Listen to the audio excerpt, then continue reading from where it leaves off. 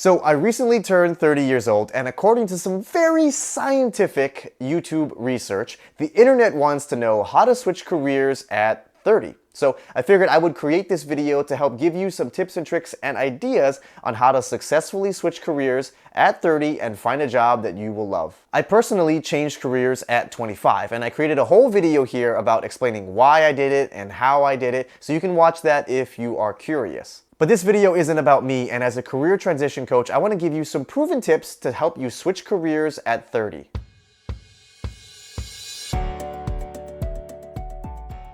First of all, congratulations. You picked a really good time to actually want to switch careers. Don't listen to all those 20-year-olds telling you you're too old to switch careers now. You're a fossil. You really only have 8 years of work experience when you think about the 43-year career that you can have, assuming you retire at 65. 30 is not too late to switch careers. In fact, in my opinion, it's the best time to switch careers because you actually have real-world experience working in a job, and you know now, and you've had exposure to a lot of different jobs, so you now know what you like and what you don't like. Imagine you wanted to switch jobs at 22 or 23 years old. All you would have is the wrong degree and almost no relevant work experience. And since you have all of this great work experience in hand already, the very first step when you're wanting to switch careers at 30 is go ahead and write down all of the skills that you have. Whether that's social media marketing, digital marketing, public speaking, program management, write down all of the skills that you have based on what you've gained in your current jobs so far. Next, you're going to circle the skills that you actually enjoy. Circle the things that you like to do as a part of your job. So my philosophy as a career transition coach is that you should always start with the current skills that you have and then build up from here, because this is the best way for you to get a new job without having to go back to school, which I truly believe is possible unless you want to get something really technical like software engineering or accounting or finance. The really technical jobs will require you to go back and get a master's degree or do some type of boot camp. But if you don't want that type of job, which I'm assuming most people don't, then you are going to want to take your current skills and build up from there.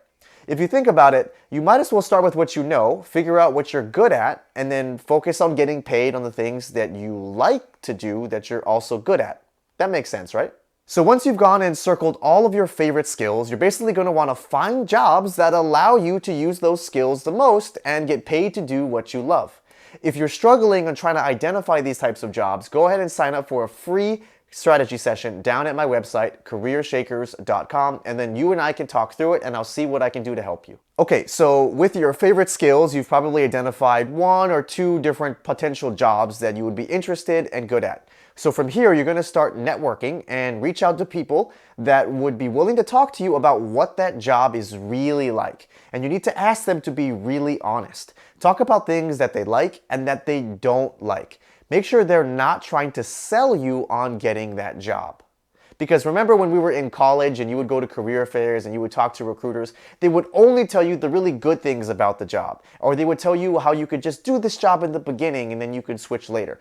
We're not here for that anymore. We want to know the nitty-gritty, and we need to know what you would not like about a job. Your goal is to talk to at least 3 people in that job who are at different levels. Someone at an entry level, someone at a mid or maybe manager level, and then someone in an upper senior level. That way you can get the full broad spectrum of what your job would look like as you progress through your career. So after you've done these networking conversations and you've identified a job that you think that you're going to like, next is time to actually work on updating your resume, getting ready for a career switch. Now, I highly recommend you watch my video about how to write a hybrid resume right here so that you know how to write a resume when you're doing a career switch. Sounds pretty simple, right? Well, I want to caveat this and let you know that for most of my clients, it takes them between 3 months and a year to successfully make a career switch. But don't worry, this actually isn't as bad as you think, because taking 3 months to a year while still getting paid is way better than going $100,000 in debt to go back to school, get a master's degree, and get a job that you may not even enjoy. Not to mention, getting a master's degree will take 2 years off of your career progression. Now, since you're 30, you can probably afford to take a very slight pay cut, I hope. But yes, you will most likely have to take a slight pay cut if you are going to switch careers, because you're most likely going to have to start in a somewhat entry-level role.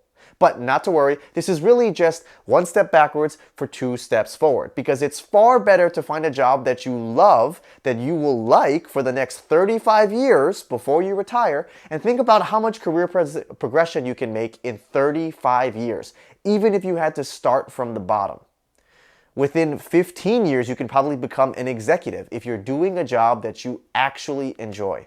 Also, if you're looking to switch careers at 30, this is probably the best time to do it financially, because hopefully you can still have time to build up your wealth so that you can support a family, you can pay off a mortgage, you can do other investments later on. Because if you wait too long, you're going to have all of these other financial obligations, and switching careers would no longer be financially viable. And then you'd basically be stuck doing a job that you hate until you retire and die. Super important here, I do not recommend that you quit your job and try to switch careers like that. In fact, it's almost always better to keep your job, keep making money, get benefits, and try to switch internally within your company, because that would be the best option and easiest transition path. You can start doing this by just taking on extra projects or doing extra work in a different function or for a different team to help build up your resume and skill set so that you can internally transfer later. Also, this is the best way to network internally, because you want to show people in the other function that you want to get into that you're a really good worker and that they would be lucky to have you. Also, you should start to do the minimum required for your current job, because again, we don't like this job anymore, right? And we don't actually plan on doing it. So there's no point in killing yourself. This will give you a lot of time to network, have those conversations, watch videos on the CareerShakers YouTube channel, and build up your resume so that you would be qualified for a job that you actually would love. Not to mention, this will reduce your stress and anxiety doing a job that you hate that makes you depressed. Not to scare anybody, but make sure that you are choosing your next job that you want to switch into very carefully, because if you choose wrong, you really don't have a lot of time left, as I mentioned before. Realistically, you probably can make one more career switch, but you'd have to do it within the next 5 years. And that's why having honest networking calls, informational calls, before you choose to career switch is so important. Alright, so now you know how to switch careers at 30 and find a job that you will actually like doing for the rest of your career. And if you want to work with me as your career coach, sign up for a free strategy session at CareerShakers.com.